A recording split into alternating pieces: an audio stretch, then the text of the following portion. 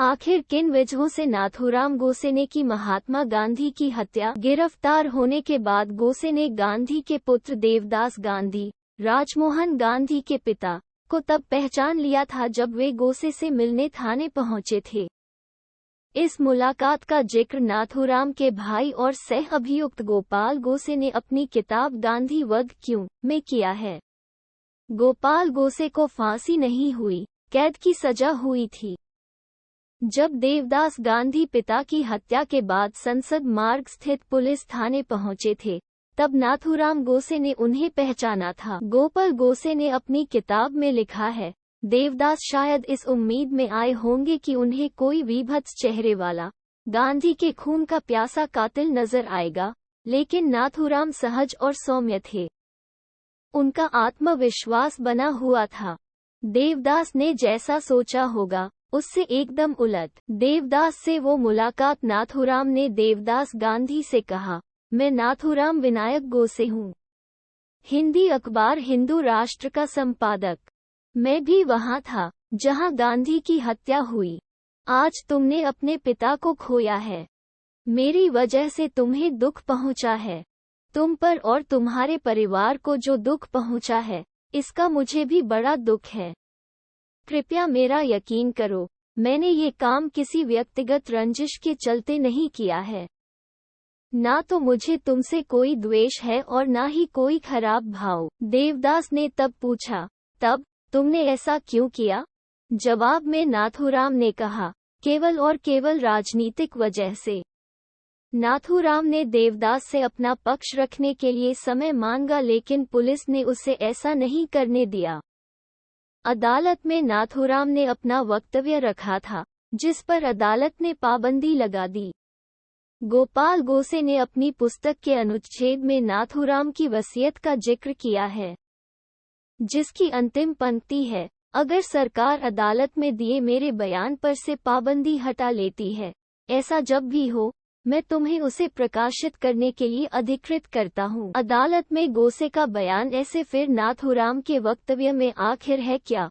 उसमें नाथूराम ने इन पहलुओं का जिक्र किया है। पहली बात, वह गांधी का सम्मान करता था।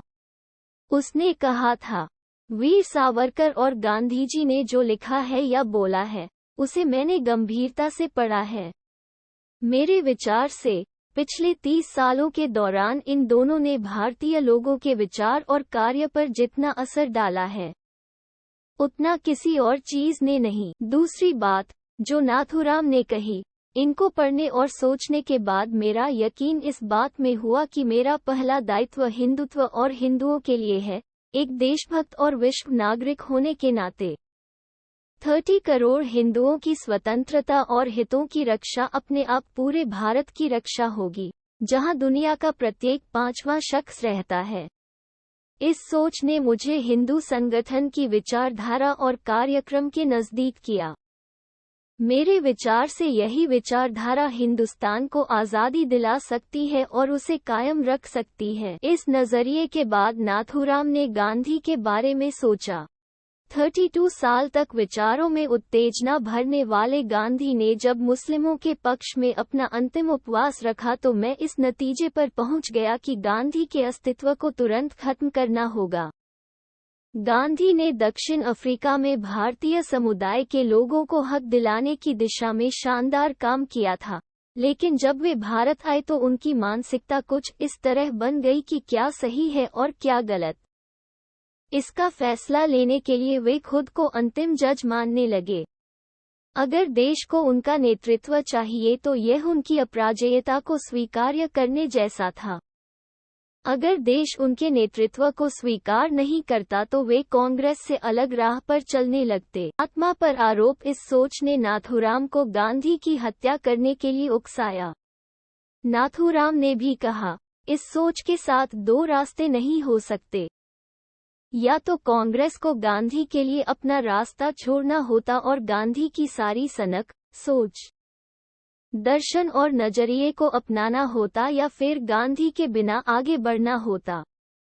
तीसरा आरोप ये था कि गांधी ने पाकिस्तान के निर्माण में मदद की।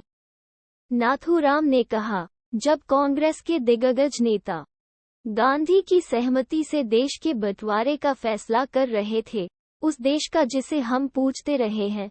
मैं भीषण गुस्से से भर रहा था। व्यक्तिगत तौर पर किसी के प्रति मेरी कोई दुर्भावना नहीं है, लेकिन मैं कहना चाहता हूं कि मैं मौजूदा सरकार का सम्मान नहीं करता, क्योंकि उनकी नीतियां मुस्लिमों के पक्ष में थीं। लेकिन उसी वक्त मैं ये साफ देख रहा हूं कि ये नीतियां केवल गांधी की मौजूदगी के चलते थीं। नाथूराम के तर्कों के साथ समस्याएं थीं। मसलन, उसकी सोच थी कि गांधी देश के बंटवारे के प्रति उत्साहित थे, जबकि इतिहास के मुताबिक मामला बिल्कुल उल्टा था।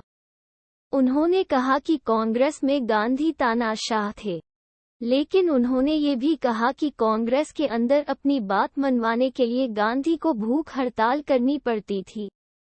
किसी तानाशाह को आदेश देने के सिवा कुछ करने की जरूरत क्यों होगी? विचारधारा से नफरत। नाथूराम ने गांधी की अंतिम भूख हड़ताल, जो उन्होंने पाकिस्तान को फंड जारी करने से भारत के इनकार करने पर की थी, पर सवाल उठाए। लेकिन यह उन्होंने तब किया जब भारत अपने ही वादे से पीछे हट रहा था। गांधी ने इस मौके पर देश को सही एवं उपयुक्त रास्ता दिखाया था।